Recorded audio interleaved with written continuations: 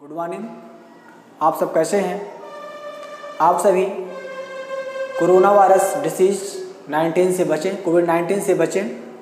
अपना ध्यान रखें, अपनों का ध्यान रखें, सुरक्षित रहें, घर पे रहें और अनावश्यक बाहर न निकलें, क्योंकि आप अपने परिवार के लिए एक महत्वपूर्ण अंग हैं। इसलिए अपना विशेष और अपनों का भी विशेष ध्यान रखें। इसके पहले टॉपिक में मैंने आपको करंट, वोल्टेज, वाट्स, यूनिट्स इत्यादि टॉपिक के बारे में बताया। आई होप कि आपको अच्छा लगा होगा। अब आज मैं उसी के आगे बात करने जा रहा हूँ। इलेक्ट्रिक फील्ड कॉन्सेप्ट में उसी के अंदर एक टॉपिक है इलेक्ट्रिक फील्ड इंटेंसिटी, मतलब हिंदी में कहेंगे विद्युत क्षेत्र की तीव्रता। तो चलिए अपन बात करते हैं इलेक्ट्रिक फील्ड इंटेंसिटी क्या होती है। देखिए यहाँ पे लिखा हुआ है इलेक्ट्रिक फील्ड इंटेंसिटी, विद्युत क्षेत्र की तीव्रता। मतलब जो विद्युत क्षेत्र होता है उसकी तीव्रता जो इंटेंसिटी होती है शायद कुछ फिक्स होती है। तो देखिए क्या इसकी डिफिनीशन क्या बोल रही है। अकॉर्डिंग टू डिफिनीशन, परिभाषा के अनुसार देखते हैं क्या बोला है कि विद्युत क्षेत्र के किसी बिंदु पर स्थित एकांक धनावेश जितने बल का अनुभव करता है उसे उस बिंदु पर विद्युत क्षेत्र की तीव्रता कहते हैं। समझिएगा क्या बोला है कि विद्युत क्षेत्र के किसी बिंदु पर स्थित एकांक धनावेश, जैसे मान लीजिए कि आपने एक पॉइंट माना, इस पॉइंट को O माना, इस पॉइंट पर आपने क्या रखा, प्लस Q चार्ज रख दिया। समझ पा रहे हैं? ये आपका पॉइंट था, इस पॉइंट पे आपने क्या रखा, प्लस Q चार्ज रखा। अब किसी बिंदु पर स्थित एकांक धनावेश जितने बल का अनुभव करता है, अब मान लीजिए कि इससे यहाँ पे R दूरी पर एक बिंदु क्या है, P है, और इस P पर अपन ने क्या रख दिया, Q0, यानी कि एकांक आवेश रखा। अब यह एकांक आवेश जो है तो इस बिंदु पर जितने बल का यहाँ पे अनुभव करेगा इसे अपन ने क्या कह दिया, विद्युत क्षेत्र की तीव्रता। समझ गए आप लोग? यही बोला गया है कि किसी बिंदु पर स्थित एकांक धनावेश, किसी बिंदु पर स्थित एकांक धनावेश जितने बल का अनुभव करेगा उसे अपन क्या कहते हैं, विद्युत क्षेत्र की तीव्रता कहते हैं। आप नोट भी कर सकते हैं, लिखा हुआ है, और कहीं तो एक बार हम फिर से रिपीट करें, लिख लीजिए।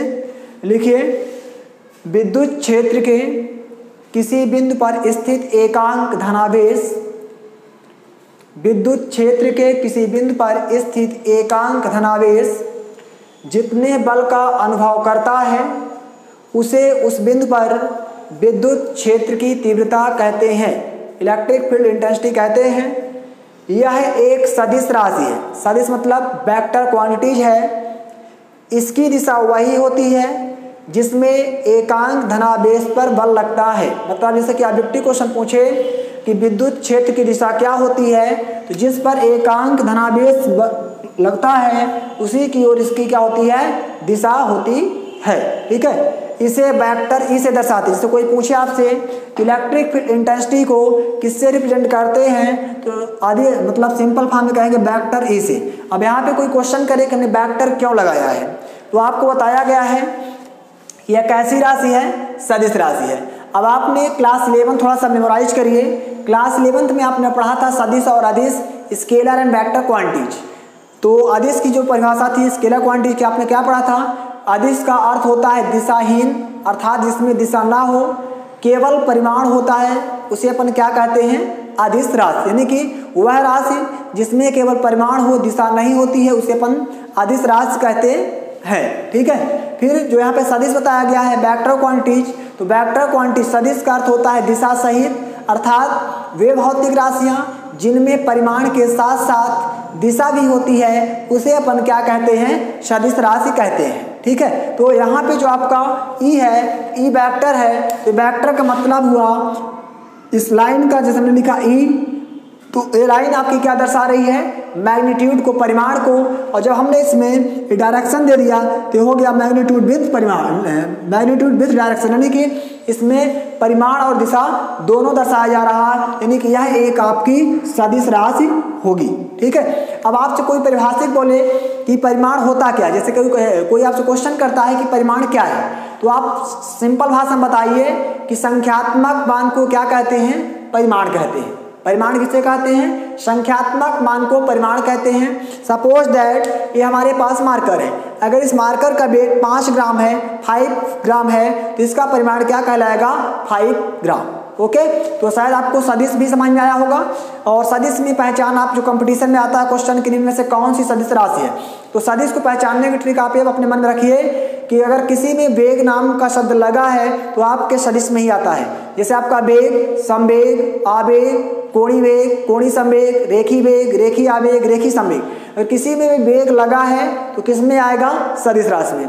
इसी प्रकार से अगर किसी में आघूर्ण लगा है वो भी आपका सदिश में आता है, जैसे बल आघूर्ण, ठीक है, बल आघूर्ण के बाद आपका विद्युत ध्रुव आघूर्ण, कोई भी चुंबकीय आघूर्ण, अगर उसमें आघूर्ण टार्किक वर्ड ऐड है तो आघूर्ण के साथ साथ भी क्या होगा? आपका सदिश राशि होगा। इस प्रकार से आप सदिश राशि को आसानी से पहचान सकते हैं, ठीक है। तो विद्युत क्षेत्र की तीव्रता क्या है, इसको वेक्टर से क्यों दर्शाते हैं, इस वेक्टर की मीनिंग क्या हुई, हमने बता दिया कि इसमें परिमाण और डायरेक्शन मतलब कि मैग्नीट्यूड विद डायरेक्शन है और यह कैसी राशि है? सदिश राशि है। अब अपन बात करते हैं इसके फार्मूले के रूप में, तो इसका फार्मूला क्या होगा? तो इसका फार्मूला क्या होता है अपन देखते हैं। विद्युत क्षेत्र की तीव्रता vector E equal to formula क्या होगा? Force upon unit charge. इसका फार्मूला क्या होगा? Force upon unit charge. जैसे कोई बोले कि विद्युत क्षेत्र की तीव्रता E इक्वल टू क्या होता है, तो इसका फार्मूला हो जाएगा आपका E equal to F upon Q naught, right. इसका फार्मूला क्या होगा? E equal to F upon Q naught लिख सकते हैं। ये परिमाण के रूप में है, अगर सदिश के रूप में लिखें तो ऐसे भी लिख सकते हैं vector E equal to vector F upon Q naught. लेकिन अपन को इस फॉर्म में सिंपल याद करिए, E equal to F upon Q naught, ये विद्युत क्षेत्र तीव्रता का फार्मूला हुआ। अब अपन इस फार्मूले की सहायता से हिंदी में अगर इसको कहें तो क्या कहेंगे? विद्युत क्षेत्र की तीव्रता, विद्युत क्षेत्र की तीव्रता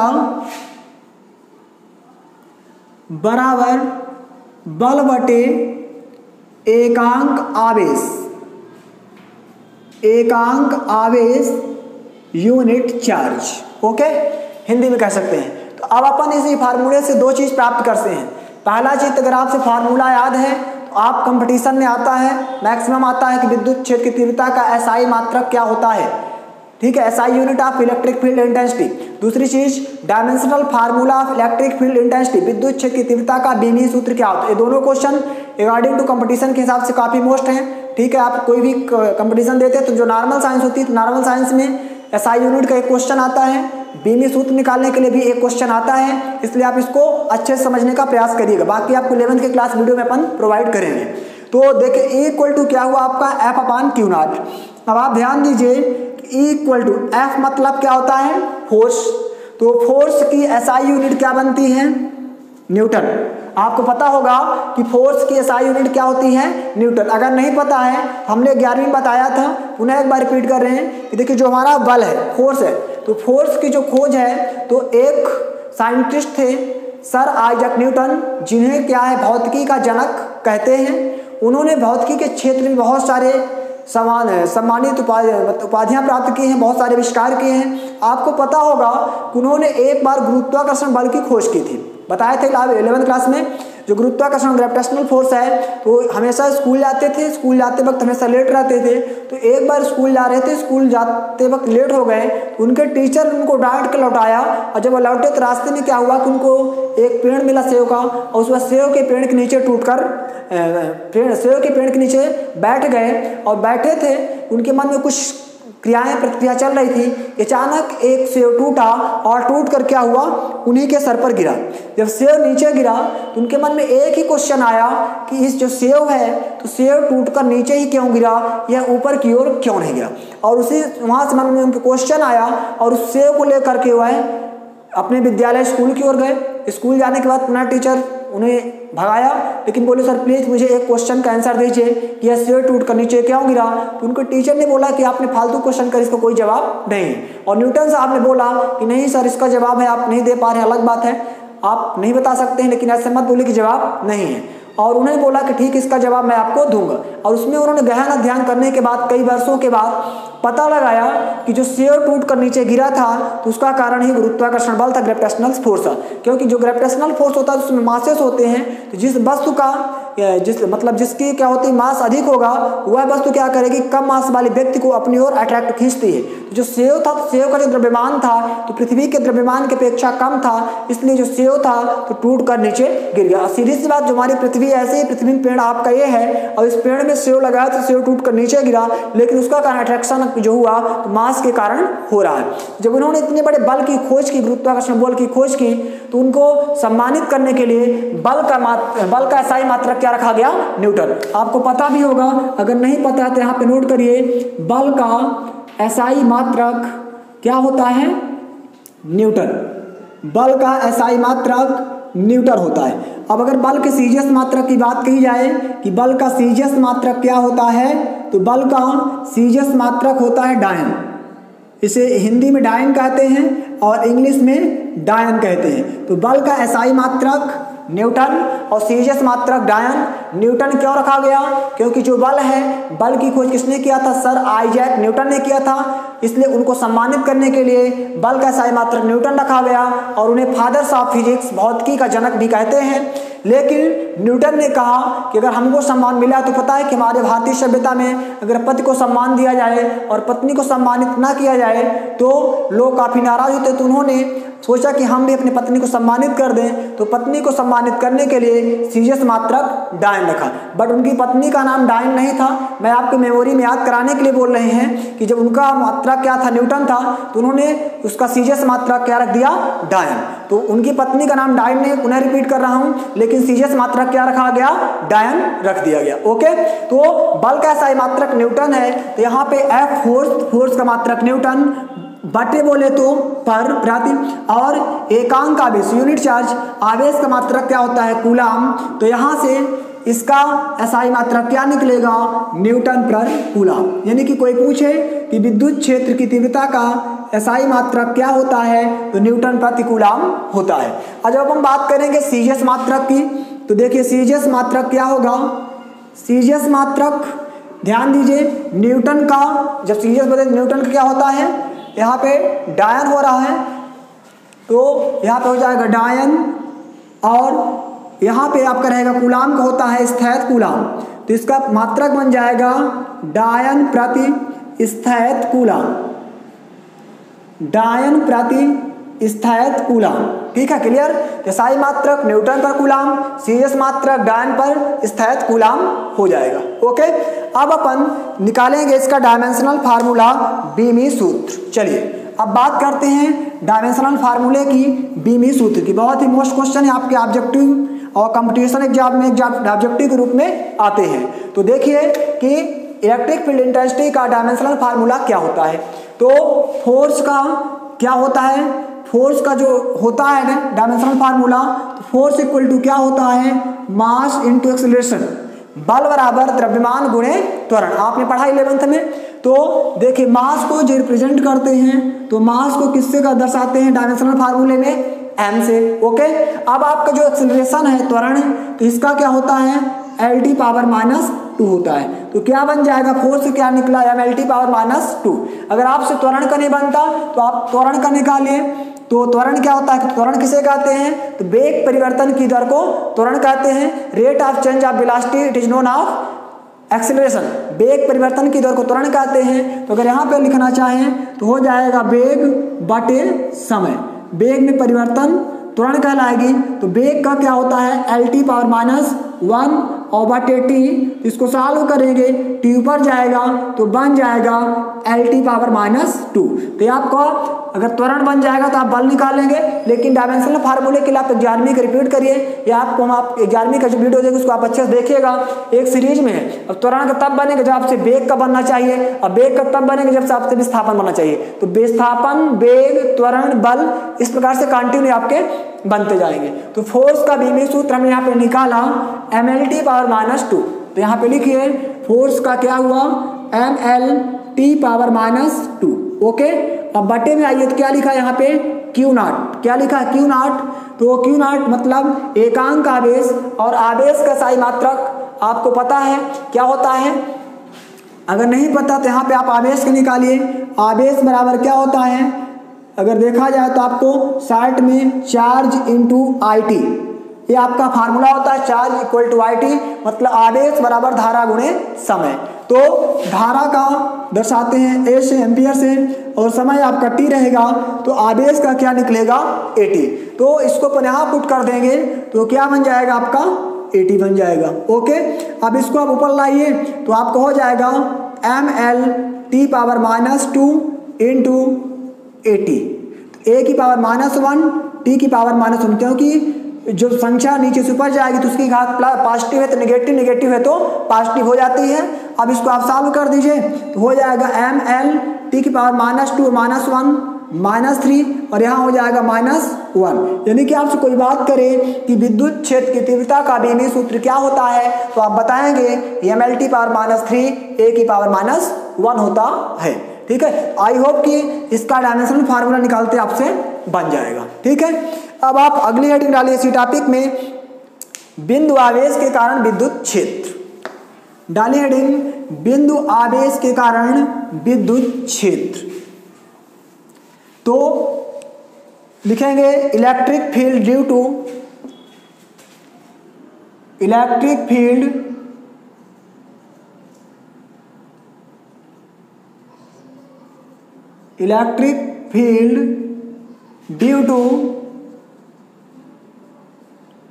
due to a point charge, due to a point charge। Hindi में क्या कहेंगे, बिंदु आवेश के कारण विद्युत क्षेत्र, बिंदु आवेश के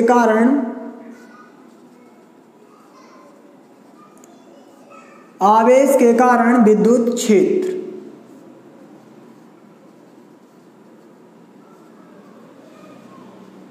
चलिए देखते हैं, इसमें एक फार्मूला निकलेगा जो स्केलर और वेक्टर फॉर्म में रहेगा। तो सबसे पहले बिंदु आवेश के कारण विद्युत क्षेत्र बोल रहे हैं, तो इसमें अपन मान लेते हैं कि माना किसी बिंदु O पर +Q आवेश रखा है, तो अपन एक डायग्राम बनाते हैं। ये मान लेते हैं कि आपके पास क्या है, मान लीजिए ये कोई बिंदु O है, इस बिंदु O पर हमने क्या रख दिया +Q चार्ज। ओके, लेट, ठीक है, माना बिंदु O पर +Q आवेश रखा है। अब हम क्या लिखते हैं कि इससे R दूरी पर क्या है आपका एक पॉइंट P है, इससे R दूरी पर एक पॉइंट P है। अब इस पर अपन क्या करते हैं, इस पर अपन विद्युत क्षेत्र की तीव्रता ज्ञात करते हैं। इस पर लगने वाला जो बल है वेक्टर F है, और यहाँ पे जो आपका चार्ज होगा एक एकांक आवेश का अनुभव करेगा यूनिट चार्ज का। तो आपका डायग्राम क्या बना, मतलब थ्योरी क्या लिखेंगे, डायग्राम समझ गए होंगे। पहले अपन एक बिंदु O लेते हैं, बिंदु O पर +Q आवेश रखते हैं, O से R दूरी पर एक बिंदु P लेते हैं जिस पर परीक्षण आवेश टेस्टिंग चार्ज Q0 लगता है और आपका फोर्स F है। ठीक है, अब हमने जो डायग्राम बनाया है इसी को अपन को यहाँ से थ्योरी में लिखना है। तो लिखिए आप लोग, माना किसी बिंदु O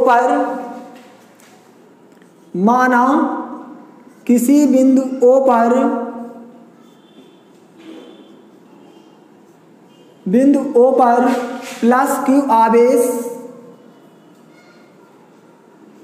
स्थित है, +Q आवेश स्थित है, इससे स्मॉल r दूरी पर एक बिंदु P है, इससे स्मॉल r दूरी पर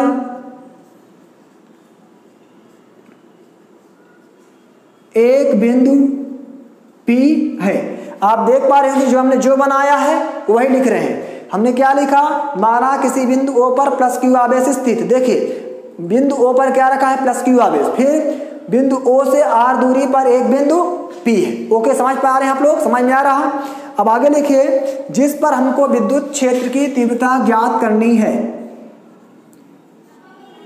जिस पर हमें विद्युत क्षेत्र की तीव्रता ज्ञात करनी है,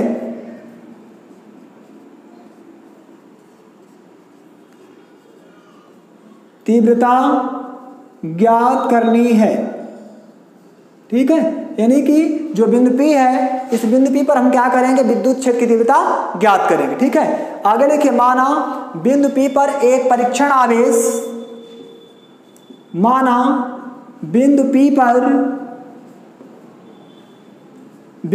पर एक परीक्षण आवेश टेस्टिंग चार्ज Q0 है। ध्यान दीजिए कि बिंदु P पर एक परीक्षण आवेश आपका क्या है, Q0 है। ठीक है, फिर लिखिए तब कूलाम के नियम से कूलाम के नियम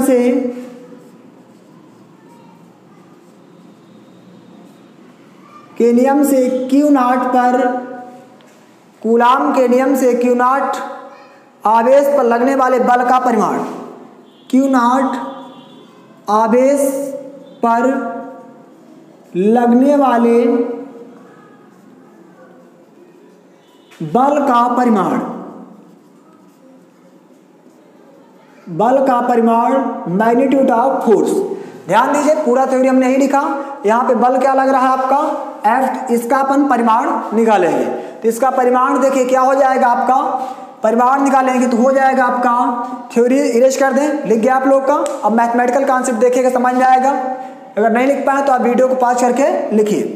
तो देखिए अपन इसके लिए मैथमेटिकल फॉर्म लिखते हैं। इसके मैथमेटिकल फॉर्म में क्या हो जाएगा, परिमाण निकाल रहे हैं तो परिमाण आपका हो जाएगा F = 1/4πε0। अब देखिए यहाँ पे फार्मूला क्या होता है, Q/r² होता है, बट यहाँ पे r तो है तो r² हो जाएगा, लेकिन यहाँ पे 2 चार्ज हैं, एक आपको पॉइंट O पर प्लस Q चार्ज है और एक आपका टेस्टिंग चार्ज है, तो आपस में हो जाएगा Q × Q0। यहाँ बन जाएगा Q × Q0। ठीक है, तो आपका इसे अपन क्या मानेंगे, लेट इक्वेशन फर्स्ट मान लेंगे। ठीक, फिर लिखे अतः बिंदु P पर विद्युत क्षेत्र का परिमाण, अतः बिंदु P पर विद्युत क्षेत्र का